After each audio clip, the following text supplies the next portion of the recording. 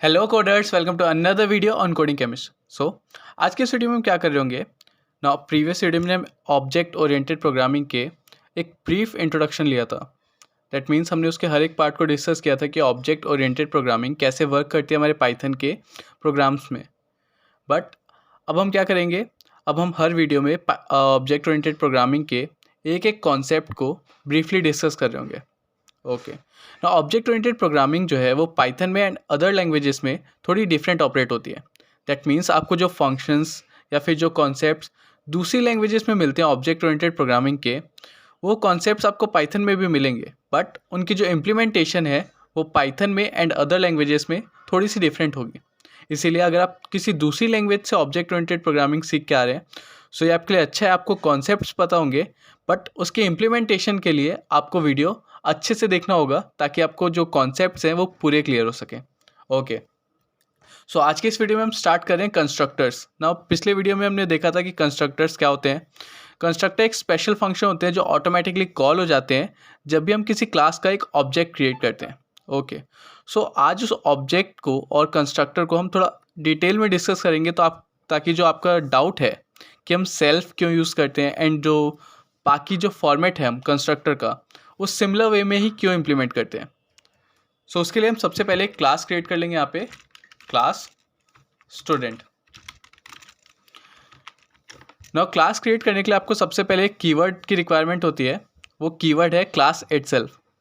Now class separated by class का name. Now class का name आप कुछ भी रख सकते हैं जब तक वो वेरिएबल नेमिंग के रूल्स को सेटिस्फाई कर रहा हो।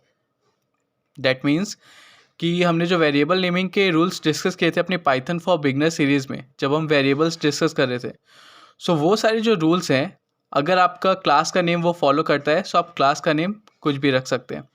ना क्लास का नेम जनरली हम वैसा सिलेक्ट करते हैं जो इंडिकेट कर रहा हो कि आपके उस क्लास के अंदर एक्चुअली क्या फंक्शन चल रहे हैं एंड किस ऑब्जेक्ट से रिलेटेड है आपकी क्लास। ओके, ना प्रीवियस वीडियो में क्या किया था, एक इनिट फंक्शन बनाया था।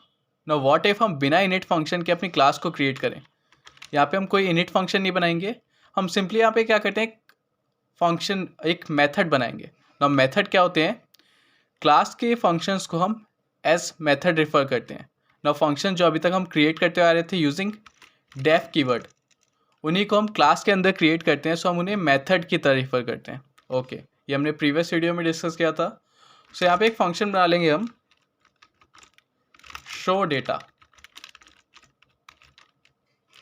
ना क्लास के हर एक फंक्शन में आपको एक आर्ग्यूमेंट पास करना होता है, वो होता है सेल्फ।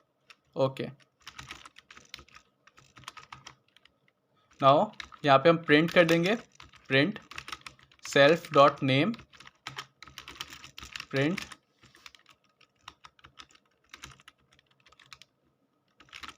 ओके, सो यहाँ पे हमने दो वेरिएबल ले लिए एक स्टूडेंट क्लास के, जो कि है name and age. Now name and age अगर आप देखेंगे तो क्लास में कहीं भी डिफाइंड नहीं है। दैट मीन्स हमने क्लास के किसी भी सेक्शन में कोई भी वेरिएबल डिफाइन नहीं किया है ऑफ नेम एंड एज।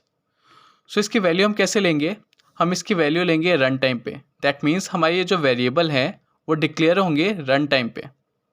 ना रन टाइम पे कैसे डिक्लेयर होते हैं, सो उसके लिए सबसे पहले हमें एक वेरिएबल क्रिएट करना पड़ेगा जिसमें हम स्टूडेंट क्लास के डेटा को इंक्लूड कर लेंगे। सो हम यहाँ पे एक रैंडम वेरिएबल ले लेंगे s1 स्टूडेंट 1। ना इसमें हमको क्या करना पड़ेगा, स्टूडेंट क्लास को पास करना पड़ेगा। ना प्रीवियस वीडियो में क्या किया था हमने, जब एक कंस्ट्रक्टर क्रिएट किया था तब भी हम एक क्लास को पास कर रहे थे, बट उसके साथ हम पैरेंथेसिस के अंदर वो वैल्यूज़ पास कर रहे थे जो जो उस क्लास में रिक्वायर्ड है। अब इसमें क्या है, हमने कोई कंस्ट्रक्टर तो क्रिएट किया नहीं क्लास में जो अंडर्स को इनिट से क्रिएट होता है। सो इसके लिए हम लोग को क्या करना पड़ेगा, डायनेमिकली रन टाइम पे हम लोग को क्रिएट करने पड़ेंगे क्लास के ऑब्जेक्ट के वेरिएबल्स। सो वो हम कैसे करेंगे, हमने s1 में स्टूडेंट पास कर दिया। ना अब हमें s1 को एक नेम प्रोवाइड करना है, सो हम कॉल करेंगे s1 डॉट नेम। ना आपने एक चीज़ नोटिस किया होगा कि VS कोड ने जैसे मैंने s1 डॉट टाइप किया मुझे कोई भी सजेशन नहीं दिया। ऐसा इसलिए बिकॉज हमने क्लास के अंदर कोई भी डेटा टाइप डिफाइन ही नहीं किया है नेम को स्टोर करने के लिए। ओके, लेकिन हम डायनेमिकली चाहें तो s1 डॉट नेम लिख के अपना नेम पास कर सकते हैं। सो यहाँ पे हमने अपना नेम पास कर देंगे। ओके, नाउ सिमिलरली आप s1 डॉट एज भी पास कर सकते हैं। सो यहाँ पे मैं पास कर दूंगा 10। ओके, सो ये तो हमने बना लिया अपने वेरिएबल। ना इन वेरिएबल्स को हम पिछले वीडियो में कैसे एक्सेस कर रहे थे? अपने मेथड के थ्रू हम डायरेक्टली कॉल कर रहे थे एंड हमारे आउटपुट विंडो में वो डिस्प्ले हो जाए थे। ना यहाँ पे भी ऐसा हो जाना चाहिए। सो हम सिंपली कॉल कर देंगे s1 dot show data. Okay, तो शो डेटा को अगर हम कॉल करते हैं तो आप देखिए यहाँ पे आउटपुट क्या होगा। ओके, सो आप यहाँ पे देख सकते हैं पाइथन ने मुझे एरर दे दिया है। ना इसको मैं न्यू विंडो में रन करता हूँ ताकि आपको ये क्लियर दिखे। सो यहाँ पे पाइथन मुझे एक एरर दे रहा है कि शो डेटा क्या है, एक आर्ग्यूमेंट लेता है बट यहाँ पे वो आर्ग्यूमेंट मिसिंग है। No self. ना प्रीवियस वीडियो में हमने तो देखा था कि जब भी हम फंक्शन को कॉल करते थे हमें सेल्फ पास नहीं करना पड़ता था, वो ऑटोमेटिकली सेल्फ ले लेता था। ना यहाँ पे पाइथन हमें एरर दे रहा है कि सेल्फ आपका मिसिंग है, आपको एक आर्ग्यूमेंट पास करना है। ओके, सो इसको हम थोड़ी देर में डिस्कस करेंगे, बट उससे पहले देखिए क्या हो अगर मैं यहाँ पे अपने ऑब्जेक्ट को पास कर दूँ। तो यहाँ पे मैंने मेथड में सेल्फ पास किया है बट मैं कॉलिंग के टाइम अपने ऑब्जेक्ट को पास कर रहा हूँ। सो अब इसका आउटपुट देखते हैं, क्या ये आउटपुट क्लियर आएगा? ओके, सो आप यहाँ देख सकते हैं आउटपुट विंडो में मुझे आउटपुट मिल रहा है कोडिंग केमिस्ट एंड 10। ये तो आउटपुट प्रोवाइड कर रहा है। अब हम समझते हैं ऐसा क्यों हो रहा है। ना ऐसा इसलिए हो रहा है बिकॉज क्या होता है, सेल्फ एक्चुअली आपके उस ऑब्जेक्ट को ही रिफ़र करता है। आपके उस ऑब्जेक्ट के ही रेफरेंस को हम सेल्फ बोलते हैं। सो क्या होता है, जब भी आप कंस्ट्रक्टर क्रिएट करते हैं वो function def underscore init underscore. So ये जो डिफ़ॉल्ट फंक्शन है पाइथन में कंस्ट्रक्टर के लिए, सो उसको जब भी हम कॉल करते हैं या क्रिएट करते हैं सो ऑटोमेटिकली कॉल हो जाता है। सो ऑटोमेटिकली वो असाइन कर देता है आपकी क्लास के सेल्फ को आपके ऑब्जेक्ट से। दैट मीन्स अब अगली बार अगर आपने कंस्ट्रक्टर कॉल कर लिया है, अपना ऑब्जेक्ट क्रिएट कर लिया है, उसमें कंस्ट्रक्टर क्रिएट किया है, सो अब जैसे ही ऑब्जेक्ट बनाएंगे आपका सेल्फ जो है उस करंट ऑब्जेक्ट का जो सेल्फ है वो लिंक हो जाएगा ऑब्जेक्ट से। सो आप जब भी अपना कोई भी मेथड कॉल करेंगे सो आपको सेल्फ उस फंक्शन में या उस मेथड में पास नहीं करना पड़ेगा, वो ऑटोमेटिकली समझ जाएगा कि आप इस ऑब्जेक्ट के लिए कॉल कर रहे हैं। बट यहाँ पे इस केस में हमने अपने जो स्टूडेंट क्लास है उसके लिए कोई भी कंस्ट्रक्टर क्रिएट नहीं किया है, इसी वजह से हमें पाइथन एक एरर शो कर रहा है कि आपने सेल्फ तो कहीं भी डिफाइन नहीं किया है। ओके, और हम चाहें तो ऑब्जेक्ट का यूज़ करके उसे कॉल कर सकते हैं। अपने क्लास में किसी भी वेरिएबल को डायरेक्टली पास कर सकते हैं विदाउट कंस्ट्रक्टर, बट उसकी वैल्यू जो है वो आपको ऐसे ही असाइन करनी पड़ेगी सिमिलर वे में जैसे हम यहाँ पे कर रहे हैं। फॉर एग्जांपल मैं यहाँ पे लिख दूँ x = 10। एक मैंने वेरिएबल क्रिएट कर लिया। यहाँ पे अगर मेरे को x की वैल्यू चेंज करनी है या मॉडिफाई करनी है तो मैं लिखूँगा s1 डॉट x = 20। ओके, ना इसको हम शो डेटा फंक्शन में डाल देंगे एंड प्रिंट कर लेंगे।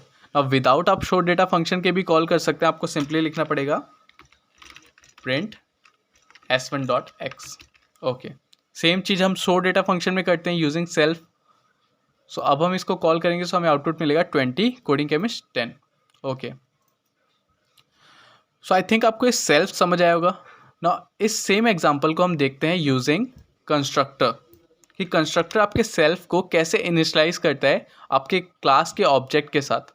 बट उससे पहले अगर आप देखिए क्या होगा कि अगर यहाँ पे हम s1 डॉट एज को पास नहीं करते ना, आपके शो डेटा में एक सेल्फ डॉट एज नाम का आर्ग्यूमेंट है, बट अगर मैं यहाँ पे उसको पास नहीं करूँ तो आपका क्या पाइथन एरर शो करेगा? इसको भी एक बार चेक कर लेते हैं। सो हमने इसके कर दिया कमेंट आउट। अब अगर हम इस कोड को रन करेंगे सो आप देखिए पाइथन ने प्रिंट किया 20 कोडिंग केमिस्ट एंड एरर। ऐसा क्यों हुआ?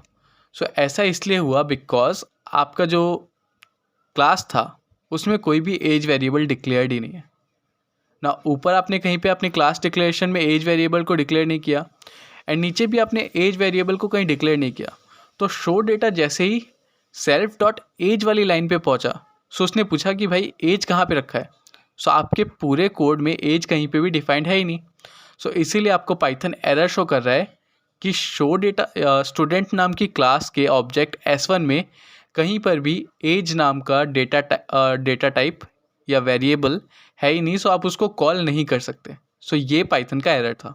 ओके, दैट मीन्स कि पाइथन इतना ज़्यादा स्मार्ट नहीं है कि ऑटोमेटिकली कोई वेरिएबल को क्रिएट कर ले अगर आपने उसको इनिशलाइज किया है क्लास में, ये आपको खुद से करना पड़ेगा। ओके, सो अब हम यूज़ करते हैं अपने कंस्ट्रक्टर का। सो अगर हम यहाँ पे कंस्ट्रक्टर क्रिएट कर देते हैं, सो क्या होता, सो हम यहाँ पे करते हैं def init underscore. Okay, so ये है तरीका हमारे कंस्ट्रक्टर को क्रिएट करने का, def then space two underscore init two underscore. Okay, underscore किसी को नहीं पता तो शिफ्ट प्लस ज़ीरो की जो राइट बटन है उसको आप प्रेस करेंगे तो आपके स्क्रीन पे अंडरस्कोर डिस्प्ले होता है। ओके, ना यहाँ पे फर्स्ट आर्ग्यूमेंट हमारा क्या होता है, सेल्फ। ना मैं रिपीट कर रहा हूँ, आप सेल्फ की जगह दूसरा नेम भी सिलेक्ट कर सकते हैं, but in general all over the globe हम सेल्फ को यूज़ करते हैं कोई भी ऑब्जेक्ट को रिफ़र करने के लिए, इसीलिए हम भी वैसे यूज़ कर रहे हैं। आप चाहें तो कुछ और अपना वेरिएबल भी यूज़ कर सकते हैं। ओके, नाउ सेल्फ के बाद आपको क्या करना होता है, वो सारे वेरिएबल्स पास करने होते हैं जो आप इस क्लास के डेटा मेंबर्स बनाना चाहते हैं। सो हमारा क्या क्या है, name comma age.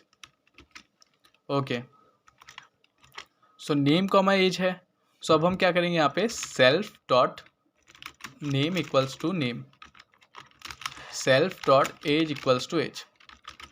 Okay, so अब आप देखिए, अभी तक ये जो मेरे नेम और एज वाइट कलर में आ रहे थे, अब वो ब्लू कलर में आ रहे हैं।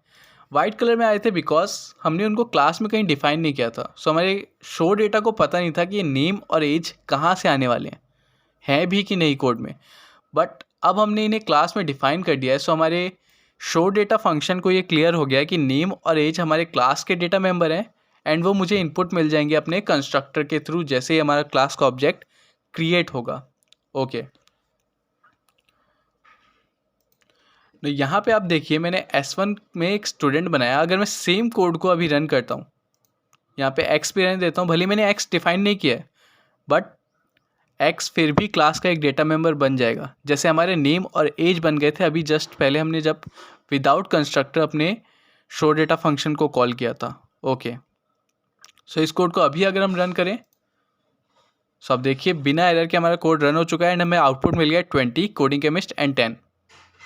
ओके, ऐसा क्यों हुआ, कंस्ट्रक्टर बनाया और हमने कंस्ट्रक्टर कॉल नहीं किया। सो ऐसा कर सकते हैं, बट कंडीशन ये है कि आप सारे ही वेरिएबल्स को असाइन कर दें। ना यहाँ पे हमने S1 में एक स्टूडेंट बना दिया एंड स्टूडेंट के आगे कोई भी वैल्यू पास नहीं की है, बट एक्सप्लिसिटली नेक्स्ट लाइन्स में हमने क्या किया, S1.name एंड S1.age दोनों को ही असाइन कर दिया है। सो हमारे असाइनमेंट्स कंप्लीट हो गए हैं।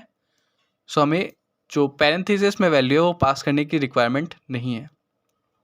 बट अब देखिए इससे आपका लाइन ऑफ कोड इंक्रीज हो रहा है, आपको बार बार एक एक वेरिएबल को असाइन करना पड़ रहा है डिफरेंट लाइन में। अगर आप किसी वेरिएबल को बाय चांस भूल जाते हैं या आपसे एरर हो जाता है, सो आपको बाद में उसको रेक्टिफाई करने में दिक्कत होगी। अभी तो आपके जो क्लास का डेटा मेंबर्स हैं वो 2-3 हैं, बट व्हाट इफ़ आप कोई लेंदी क्लास क्रिएट कर रहे हैं जिसमें बहुत सारे डेटा मेंबर्स हैं, तब आपको ये चीज़ ज़्यादा इफेक्ट कर रही होगी। ओके, सो इसीलिए हम क्या करते हैं, यहाँ पे सिंपली S1 को हम कंस्ट्रक्टर की तरह कॉल करेंगे। नाउ देखिए जैसे मैंने पैरेंथेसिस लगाया, मुझे यहाँ पे नेम एंड एज पास करने के लिए VS कोड रिकमेंड कर रहा है। सो मैं यहाँ पे नेम पास कर दूंगा,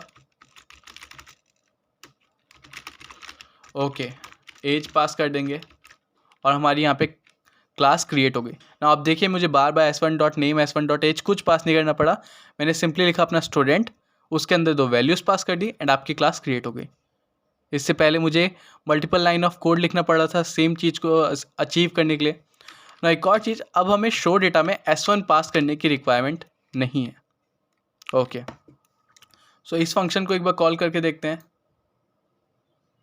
सो आप देख सकते हैं हमें सेम आउटपुट मिल रहा है, कोडिंग केमिस्ट 10, कोई चेंज नहीं है। सो अब आपको क्लियर हुआ होगा कि एक्चुअली कंस्ट्रक्टर का रोल क्या है। आप चाहें तो बिना कंस्ट्रक्टर के भी अपनी क्लास को अचीव कर सकते हैं, बट वो एक इनएप्रोप्रिएट तरीका है, बिकॉज उसमें एरर के चांसेस ज़्यादा हैं एंड आपका जो कोड है वो लेंदी होता जाएगा एंड कॉम्प्लेक्स होता जाएगा। तो यहाँ पे आपका कोड एकदम सिंपल चल रहा है, आपको जिस चीज़ की रिक्वायरमेंट थी आपने उसको कंस्ट्रक्टर में पास कर दिया ना। जब भी आप अपना कोई ऑब्जेक्ट क्रिएट करेंगे आप उन चीज़ को नेसेसरली पास कर देंगे अपने कंस्ट्रक्टर में एंड वो आपके ऑब्जेक्ट में इनिशलाइज हो जाएंगी डेटा मेंबर्स में। ना अगर आपको कोई एक्स्ट्रा डेटा की रिक्वायरमेंट है तो आप उसको कैसे क्रिएट करेंगे, जैसे मैंने बताया, जैसे x को हमने क्रिएट किया था s1.x और उसके बाद value. Okay, now what if अभी भी मैं शो डेटा में s1 करके कॉल कर दूं, दैट मीन्स ऑब्जेक्ट को पास करके। सो क्या मुझे कोई एरर मिलेगा? एक बार रन करके देखते हैं। यस, अब यहाँ पे मुझे एक एरर मिल रहा है ना। वो एरर क्या बोल रहा है कि show data takes 1 positional argument but 2 were given ना। ऐसा कैसे हो रहा है, हम तो यहाँ पे एक ही पास कर रहे हैं।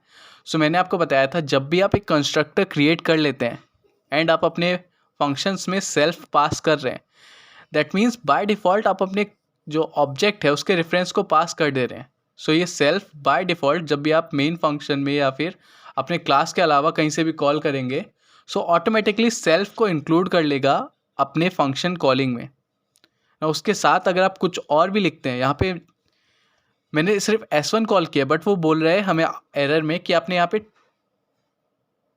2 पैरामीटर्स को यूज़ किया है। सो एक्चुअली में पाइथन को ये कैसा दिख रहा होगा, सेल्फ कॉमा s1, इस तरीके से पाइथन को ये विजिबल होगा जब हम इसे कॉल कर रहे हैं। ओके, सो अब आपको ये क्लियर होगा कि इनिट का फंक्शन क्या होता है। इनिट आपके जो ऑब्जेक्ट है उसको लिंक कर देता है सेल्फ के साथ, ताकि आप इजीली अपने जो फंक्शंस हैं या मेथड्स हैं क्लास के उनको कॉल कर सकें विदाउट पासिंग सेल्फ या रेफरेंस ऑफ ऑब्जेक्ट। ओके, इस केस में अगर आप ऑब्जेक्ट का रेफरेंस भी पास करेंगे तो भी आपको एरर ही मिलेगा। सो आपको इसमें कुछ भी पास नहीं करना है अनलेस आपने उसमें कोई एडिशनल पैरामीटर पास किया हो। ओके, ना एडिशनल पैरामीटर भी आप पास कर सकते हैं। उससे मेरा रेफरेंस क्या है, फॉर एग्जांपल यहाँ पे मैं एक पैरामीटर पास कर देता हूँ मैसेज, और यहाँ पे मैं कर देता हूँ प्लस मैसेज।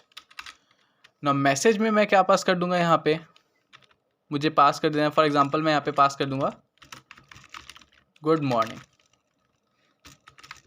ओके, सो अब हम इस कोड को अगर रन करेंगे सो आप हमें आउटपुट क्या मिलना चाहिए, name coding chemist good morning. So आप यहाँ पे आप देख सकते हैं हमें आउटपुट क्या मिल रहा है, coding chemist good morning and नीचे 10। ओके, सो आई होप आपको ये जो सेल्फ था वो समझ आएगा। वो एक्चुअली क्या है, आपके ऑब्जेक्ट का ही रेफरेंस है।